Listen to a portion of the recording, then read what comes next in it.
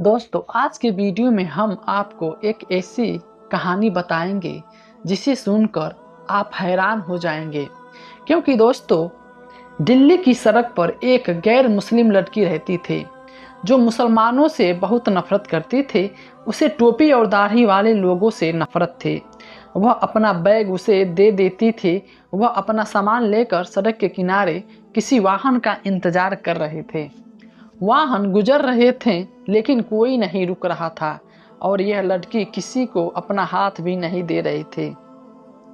तभी अचानक जब एक मुस्लिम ऑटो ड्राइवर उस तरफ से आता हुआ दिखाई दिया तो उस लड़की ने उसके सामने से हाथ बढ़ाया और फिर उसे ऑटो वाले ने अपना रिक्शा रोक दिया। उसने उस लड़की के साथ जो कुछ भी किया उसे जानकर आप भी लोग जरूर हैरान हो जाएंगे। तो दोस्तों, आज इस वीडियो को पूरा ज़रूर देखें। आपको यह वीडियो बहुत ही रोचक लगेगा। चाहे आप हिंदू हो या मुस्लिम, आप इस वीडियो को ज़रूर देखें। और अगर आपको यह वीडियो पसंद आए तो कृपया इसे अपने दोस्तों और रिश्तेदारों के साथ शेयर ज़रूर करें। तो चलिए किसी देर चलते हैं। तो दोस्तों, हम अपने वीडियो के आगे बढ़ते, जैसा कि हमें आपने बताया कि एक बार एक हिंदू लड़की दिल्ली के सड़क पे ऑटो का इंतजार कर रहे थे। वह बहुत देर से इंतजार कर रही थी। जब वह ऐसा कर रही थी तो वहाँ से गाड़ियाँ आ रही थी लेकिन कोई नहीं रुक रहा था और उसे अपने घर के लिए देर हो रही थी। अचानक उसने एक मुस्लिम ऑटो चालक को आते देखा। उसने उसकी तरफ हाथ बढ़ाया और उसे जाने के लिए कहा, रुकने के लिए कहा। ऑटो चालक ने कहा, हाँ मैडम, आप कहाँ जाना चाहती हैं?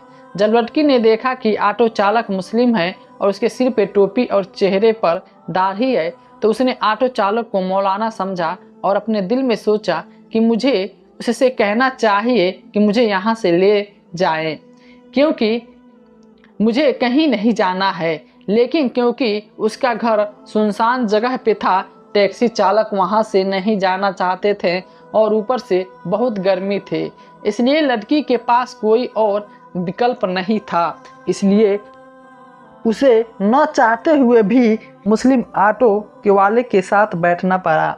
लड़की ने कहा, मुझे सिविल लाइन जाना है। ऑटो वाले ने कहा, मैं तुम्हें छोड़ दूंगा। लड़की ने पूछा, कितना लगेगा? ड्राइवर ने कहा, 1000 रुपये लगेंगे। उसे पिछली यात्रा याद आ गई। उसने सोचा कि इससे पहले तो मैंने 1000 रुपये देकर यात्रा की थी।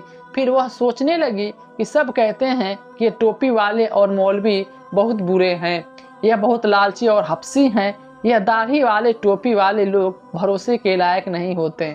यह सोचकर वह बहुत डर गई, लेकिन तेज धूप और गर्मी के कारण वह बहुत परेशान थी, कुछ सोच नहीं पा रही थी। इसी बीच ऑटो चालक ने कहा, मैडम चलो, आप मुझे 180 दे दो।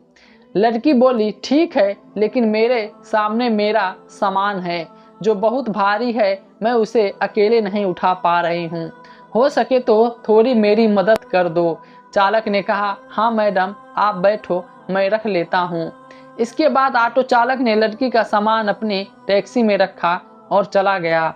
थोड़ी देर चलने के बाद ऑटो चालक ने कहा, मैडम क्या बात है? दरअसल मैं एक व्यक्ति सुन रहा था जो बीच में रह गया था, मैं चल गया था। अगर आप इजाज़त दे तो क्या मैं यह सुन सकता हूँ?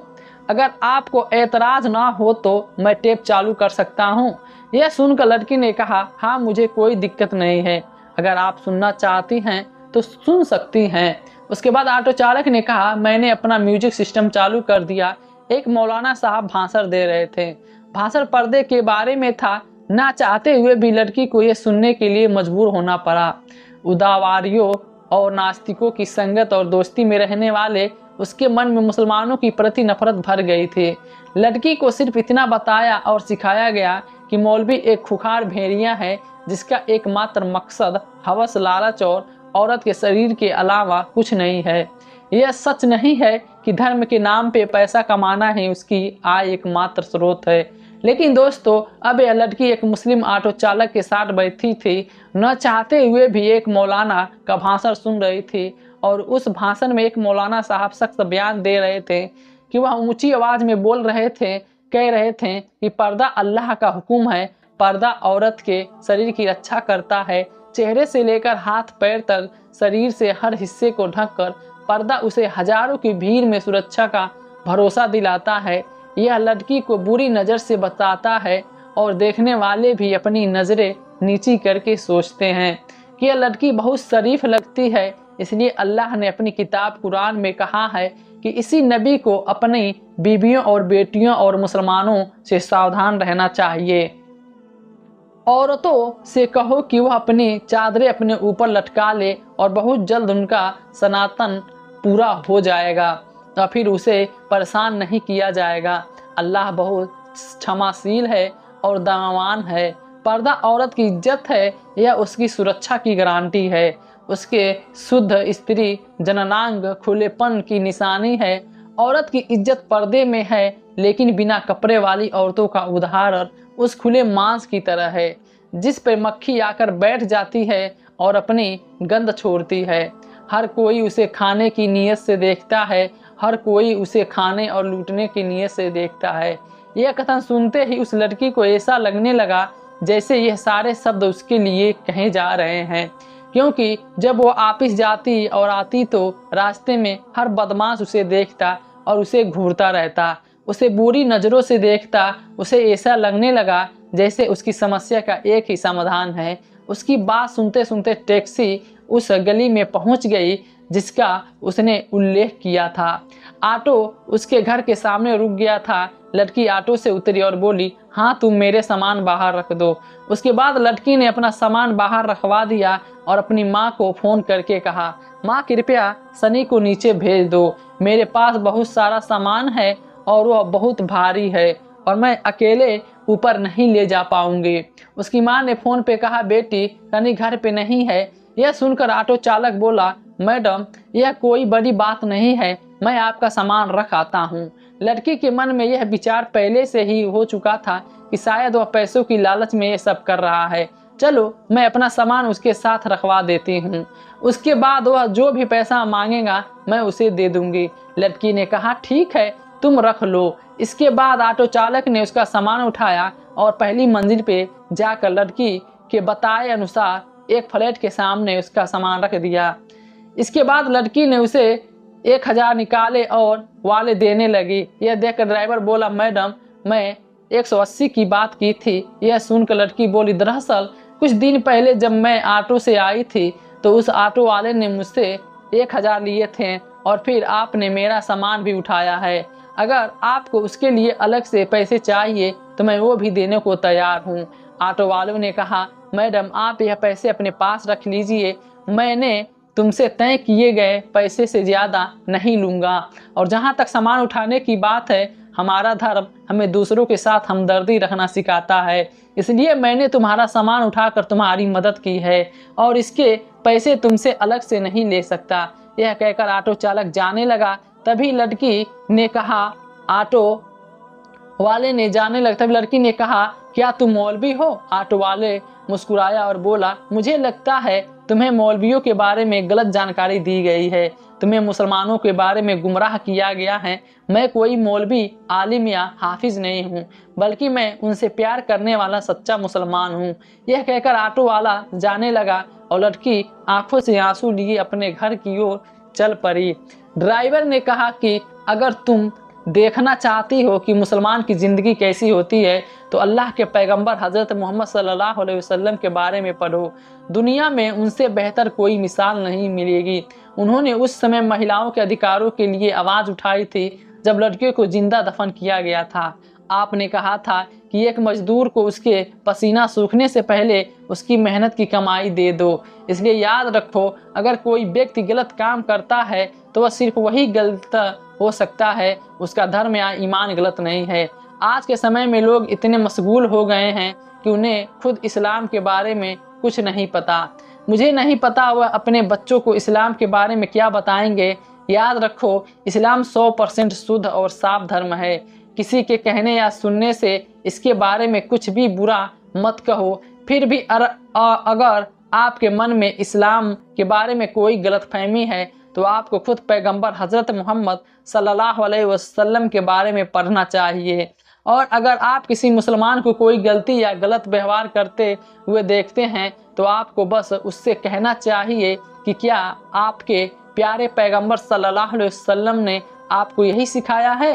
यकीन मानिए अगर वह सच्चा मुसलमान होगा तो उसे शर्म आएगी और वह सच्चा तौबा करेगा। दोस्तों, आज के वीडियो में हम आपको ऐसा 5 गुनाहों के बारे में बताएंगे जिसकी वजह से इंसान बर्बाद हो जाता है, इंसान शर्मसार हो जाता है, हम अपमानित होते हैं और साथ ही हम यह दुआ भी करेंगे कि अल्लाह हमें इन गुनाहों और हर तरह से सागीरों और काबीरों से गुनाहों से बचाए। आमीन। दर्शकों, आप सभी से गुजारिश है कि वीडियो को आखिरी तक जरूर देखें। क्या पता आप भी इस वीडियो को देखें, आप गुनाहों में मशगूल हैं तो इस वीडियो को सुनने के बाद इस गुनाह को छोड़ देंगे। अगर वीडियो पसंद आए तो लाइक करके और चैनल को सब्सक्राइब करना ना भूलें।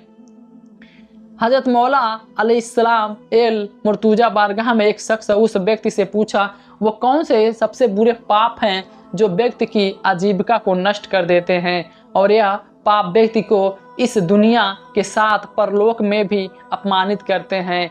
कि दोस्तों, इस दुनिया का परलोक की कोई सहायक नहीं बचता है। यह सुनकर सैयदना अली मुर्तुजा अलैहि सल्लल्लाहु अलैहि वसल्लम में से 5 पाप हैं जो दुनिया और परलोक में नष्ट और बर्बाद हो जाते हैं और उन्हें करने से वह व्यक्ति कभी समुद्र नहीं होता और अपमानित होता है, दुनिया में अपमानित होता है और परलोक में भी बर्बाद हो जाता है। जो व्यक्ति 5 पाप करता है वह इस दुनिया में और परलोक में भी शांति और वंचित रहता है।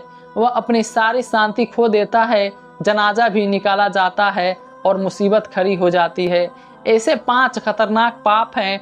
हज़रत अली ने कहा, अगर तुम चाहते हो कि अल्लाह की खास रहमत तुम पे बनी रहे, तुम हमेशा अल्लाह की रहमत और मेहरबानी के साए में रहो। अगर तुम चाहते हो कि रोजी रोटी तुम्हारे कदमों में आए और खुशियाँ तुम्हारे कदम चूमे तो ए खुदा तुम इन 5 पापों से दूर रहो, खतरनाक पाप कभी मत करो।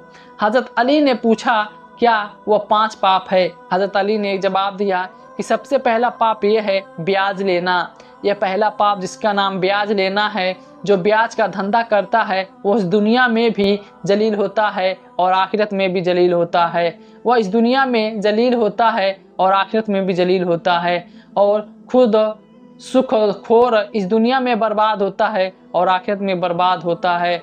वह खुद हर समय, हर पल, हर घंटे, हर सेकंड तनाव में रहता है। इस तरह परेशानियां उसे घेर लेती है, तरह तरह की परेशानियां आ जाती है। क़यामत के दिन सुख खोरों की सज़ा मिलेगी, इस तरह बिल्कुल उठाए जाएंगे।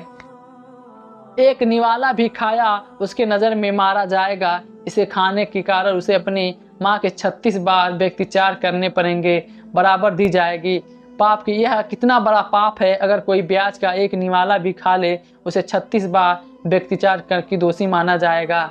वह एक दूसरा पाप यह है कि आपने ये क्यों नहीं बताया कि क्या होता है और हजरत वो कैसे, फिर तुम्हें कहा कि इसके बड़ी समस्या है, सूदखोर मेरा पड़ोसी है। उसके बाद नमाज पढ़ने वाले हो, उपवास करने वाले हो और उन्हें बेटी की शादी नहीं कर सकते, लेकिन आप सल्लल्लाहु अलैहि वसल्लम ने यह सब करके दिखाया और मुसलमानों को बताया।